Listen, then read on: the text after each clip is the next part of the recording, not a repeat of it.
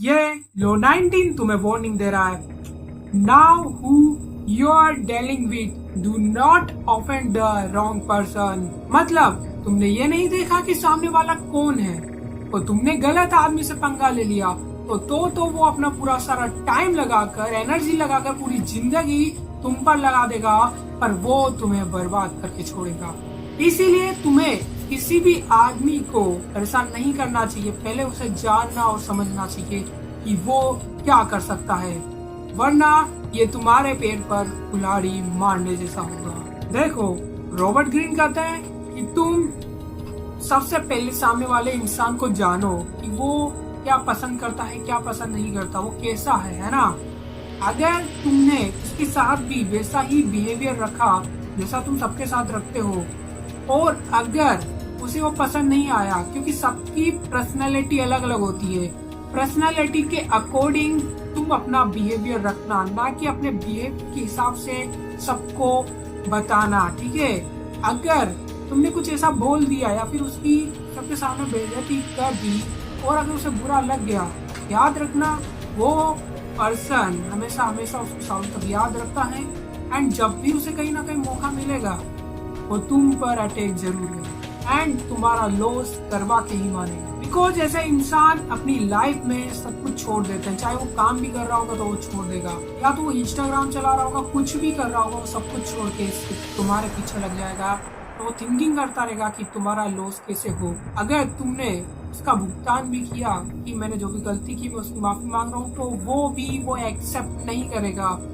वो जब तक तुम्हारा लॉस नहीं कर देता या फिर जब तक तुम्हें कष्ट नहीं पहुंचा देता, वो रुकेगा नहीं। एग्जाम्पल लेते हैं, जैसे बॉस है और दो एम्प्लॉय है ना। जैसे फर्स्ट एम्प्लॉय है ना, वो कैसा पर्सन है, उसकी पर्सनैलिटी है कि मतलब कि कुछ भी अगर बात होगी ना तो वो फटाफट से सॉल्व कर लेगा और मान जाएगा, उसकी कोई दिक्कत नहीं है। पर जो सेकंड पर्सन है वो बात को ऑब्जर्व करता है, और अगर उसे बात गंदी लगती है तो याद रखना वो उसको हमेशा याद रखेगा और मौका आने पर उसका जवाब भी देगा। अब जो बॉस है ना, वो क्या करता है, सबके साथ सेम बिहेवियर रखता है। जैसे सबके साथ वो गुस्सा करता है, वो अच्छे से बिहेवियर नहीं रखता, गलत बोलता है। तो जो फर्स्ट पर्सन है ना, फर्स्ट एम्प्लॉय है ना, वो तो भाई ठीक है, बात करेगा और उसका मामला सुलझ जाएगा, फर्स्ट पर्सन तो ठीक है। पर जो सेकंड पर्सन है ना, वो आने वाले टाइम में उसके प्रोजेक्ट में या तो कुछ गड़बड़ी कर देगा या फिर कुछ भी ऐसा करेगा जिससे उसका नुकसान हो, क्योंकि उसने सबको एक जैसा मान रखा है कि सारे एम्प्लॉइज एक हैं, पर उसको ये ध्यान नहीं है कि सबकी पर्सनैलिटी अलग अलग होती है। एंड वो सेकंड एम्प्लॉय उस पर्सनैलिटी का था जो पर्सनैलिटी बहुत ही कम होती है पर खतरनाक होती है। इस लो का मतलब ये नहीं है कि सामने वाले ने गलती की और तुम उसकी गलती ना बताओ, बस इतना सा बोला है इस लो में कि अगर सामने वाला की पर्सनैलिटी अलग है तो तुम उससे पंगा मत लो, वरना तुम्हारे साथ ही कुछ खतरनाक हो जाएगा। देखो, इस दुनिया में बहुत सारे पीपल्स की अलग अलग पर्सनैलिटी होती है, और मैं आपको मोस्ट 4% की ऐसी पर्सनैलिटी बताऊंगा जो सबसे बेस्ट है आपके लिए एग्जाम्पल के लिए। जो फोर्थ वाला है ना, वो फोर्थ वाले की पर्सनैलिटी पॉइंट ऑफ व्यू है इस लॉ में। इस लॉ में सबसे ज्यादा फोकस उस फोर्थ वाले पर्सन को किया गया है, ठीक है। तो फोर्थ वाले पर्सन को छोड़ना मत। शुरुआत करते हैं नंबर 1 पर्सन से। फर्स्ट है फॉर गिविंग पर्सन। एक ऐसा पर्सन होता है जो जिसका जल्दी ही गुस्सा भी आ जाएगा और वो जल्दी ठंडा भी हो जाएगा, एंड जब उससे कुछ भी बात करते हैं तो वो बात को सुलझाता है और लड़ाई झगड़ा खत्म कर देता है। यानी कि ये एक ऐसा पर्सन होता है जो अपने रिश्तों को कभी खराब नहीं करता।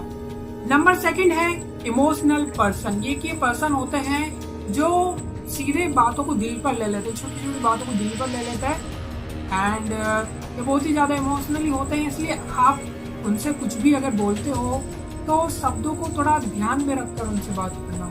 नंबर 3 है ईगो ड्राइवन पर्सन। ये एक ऐसे पर्सन होते हैं जो अपनी रिस्पेक्ट को सबसे हाई रखते हैं, एंड वो पब्लिकली जो इंसल्ट होती है ना उसको बिल्कुल भी बर्दाश्त नहीं करते, एंड वो याद रखते हैं और याद रखने के बाद जिसने भी कुछ किया है ना, वो उसका बदला जरूर लेते हैं।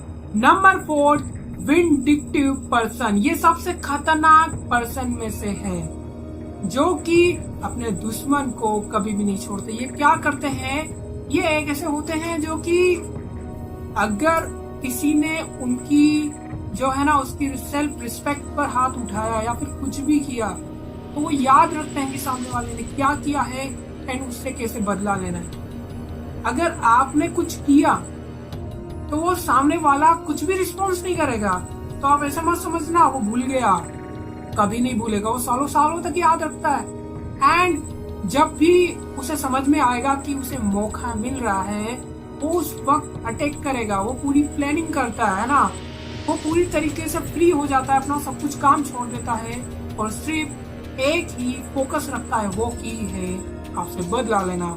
और ये पर्सन इसलिए सबसे ज्यादा डेंजरस है क्योंकि हमें सामने से तो दिखेगा कि ये हम पे अटैक नहीं कर रहा, पर ये जब अटैक करने पर आएगा ना, तो तब भी हमें कुछ समझ में नहीं आएगा कि कौन हम पर अटैक कर रहा है, बिकॉज हम इसका माइंड को पढ़ ही नहीं पाएंगे कि ये क्या करने वाला है। ये अलग ही लेवल पर डार्क चल जाता है ना, क्योंकि हम समझ ही नहीं पाएंगे। क्योंकि एक नॉर्मल पीपल क्या करेगा, उसी वक्त गुस्सा कर देगा, उसी वक्त 2 बातें बोल देगा, पर ये कुछ भी नहीं बोलेगा। पर जब ये अटैक करेगा ना सोच समझ के, बारी आने पर, तब ये नेक्स्ट लेवल करेगा। देखो, रॉबर्ट ग्रीन कहते हैं कि तुम्हारी पावर इस बात पर निर्भर नहीं करती कि तुम्हारे पास कितनी पावर है, तुम्हारी पावर उस बात पर निर्भर करती है कि तुम किससे लड़ रहे हो, सामने वाला कौन है। अगर सामने वाले की पावर तुमसे ज्यादा है तो तुम्हारी पावर तो ऑलरेडी कम होगी ना। अगर सामने वाला कम पावर है तो ऑब्वियसली तुम्हारी पावर बढ़ेगी। इसका मतलब ये नहीं है कि तुम्हें खुद को देखना है, इसका मतलब ये है कि तुम्हें सामने वाले को देखना है, इस सामने वाले की पावर क्या है। सामने वाले की पावर के हिसाब से ही तुम्हारी पावर डिसाइड होगी। देखो, मैं तुम्हें एक लाइफ की रियलिटी भी बताता हूँ। तुम न्यूज तो पढ़ते ही होंगे, क्योंकि सब अलग अलग पर्सनैलिटी के होते हैं एंड बहुत से बहुत ज्यादा खतरनाक होते हैं। वो इसी वजह से होते हैं क्योंकि तुमने देखा होगा कि पॉलिटिक्स होते हैं और जितने भी बड़े बड़े राजा होते हैं, उसमें जो युद्ध है ना वो क्यों छिड़ा, क्योंकि सामने वाले ने उसकी डिसरिस्पेक्ट कर दी, सामने वाले की बेइज्जती कर दी, इसीलिए उनमें सालों सालों तक युद्ध चलता रहा। इसीलिए याद रखना, किसी की भी बेइज्जती करने से पहले एक बार देख लेना कि सामने वाला कौन है। मैं अमन सैनी, मिस्ट्री माइंड चैनल का ओनर, ये होप रखता हूँ कि आप पूरी तरीके से इस लो को समझ चुके होंगे। एंड वीडियो अच्छी लगे तो वीडियो को लाइक कर देना। मैं इसी तरीके की नॉलेजेबल और साइकोलॉजी वीडियोस को लाता रहता हूँ, इसलिए इस चैनल को सब्सक्राइब कर देना अपनी पर्सनैलिटी को बेटर करने के लिए। एंड कमेंट कर देना कि ये लो आपको कैसा लगा। एंड फिर मिलते हैं किसी एक और नई वीडियो में, तब तक के लिए बाय।